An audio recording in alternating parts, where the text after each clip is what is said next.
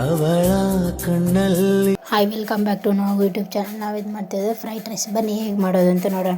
ಒಂದು ಕಡಾಯಿ ತೊಗೊಂಡು ಅದರಲ್ಲಿ 4 ಟೇಬಲ್ ಸ್ಪೂನಷ್ಟು ಎಣ್ಣೆ, 8 ಹಸಿಮೆಣಸಿನ್ಕಾಯಿ, ಒಂದೆರಡು ಈರುಳ್ಳಿ, 1 ಟೇಬಲ್ ಸ್ಪೂನಷ್ಟು ಶುಂಠಿ ಬೆಳ್ಳುಳ್ಳಿ ಪೇಸ್ಟ್ ಹಾಕ್ಕೊಂಡು ಒಂದು 5 ನಿಮಿಷ ಫ್ರೈ ಮಾಡ್ಕೊಬೇಕು.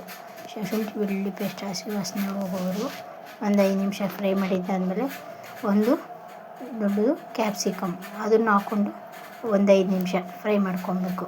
ಜಾಸ್ತಿ ಫ್ರೈ ಮಾಡಬೇಡಿ, ಸ್ವಲ್ಪ ಅರ್ಧ ಬೆಂದಿರಬೇಕು. ಒಂದು 5 ನಿಮಿಷ ಫ್ರೈ ಮಾಡ್ಕೊಂಡಿದ್ದಾದಮೇಲೆ ನಾವು ಹಚ್ಚಿಕೊಂಡಿರ್ತೀವಲ್ವ ಕ್ಯಾರೆಟು, ಹುಳಿಕಾಯಿ, ಅದನ್ನು ಕ್ಯಾರೆಟು 2, ಸ್ವಲ್ಪ ಬೀನ್ಸು ಚಿಕ್ಕದಾದರೆ 2 ತೊಗೊಳ್ಳಿ, ದೊಡ್ಡದಾದರೆ 1 ತೊಗೊಳ್ಳಿ. ಅದನ್ನು ಹಾಕ್ಕೊಂಡು ಚೆನ್ನಾಗಿ ಫ್ರೈ ಮಾಡ್ಕೊಬೇಕು. ಒಂದು 5 ನಿಮಿಷ ಫ್ರೈ ಮಾಡ್ಕೊಬೇಕು. ಆ ಕಡೆ ಈ ಕಡೆ ಫ್ರೈ ಮಾಡ್ಕೊಂಡಿದ್ದಾದಮೇಲೆ ಒಂದು ಅರ್ಧ ಟೀ ಸ್ಪೂನಷ್ಟು ಉಪ್ಪು ಅದನ್ನು ಹಾಕ್ಕೊಂಡು ಫ್ರೈ ಮಾಡ್ಕೊಬೇಕು. ಚೆನ್ನಾಗಿ ಫ್ರೈ ಮಾಡ್ಕೊಬೇಕು.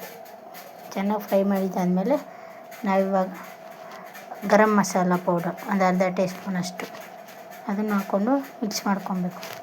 ಸ್ವಲ್ಪ ಸ್ಮೆಲ್ಲು ಹೋಗೋ ಒಂದೆರಡು ಟೇಬಲ್ ಸ್ಪೂನಷ್ಟು ಫ್ರೈಡ್ ರೈಸ್ ಪೌಡರ್ ಅದನ್ನು ಹಾಕ್ಕೊಂಡು ಮಿಕ್ಸ್ ಮಾಡ್ಕೊಬೇಕು.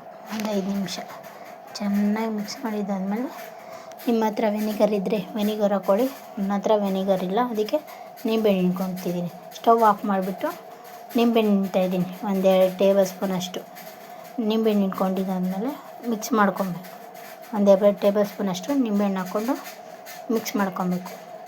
ಆ ಕಡೆ ಈ ಕಡೆ ಹಾಕ್ಕೊಂಡು ಚೆನ್ನಾಗಿ ಮಿಕ್ಸ್ ಮಾಡಿದ್ವಲ್ಲ, ನಾವು ಅನ್ನ ಮಾಡಿಕೊಂಡಿರ್ತೀವಲ್ವ ಅದನ್ನು ಹಾಕ್ಕೊಂಡು ಫುಲ್ ಮಿಕ್ಸ್ ಮಾಡ್ಕೊಬೇಕು.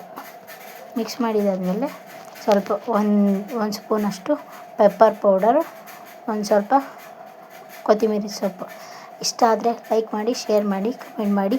ನಾವು ಯೂಟ್ಯೂಬ್ ಚಾನಲ್ನ ಸಬ್ಸ್ಕ್ರೈಬ್ ಮಾಡ್ಕೊಳ್ಳಿ. Thank you.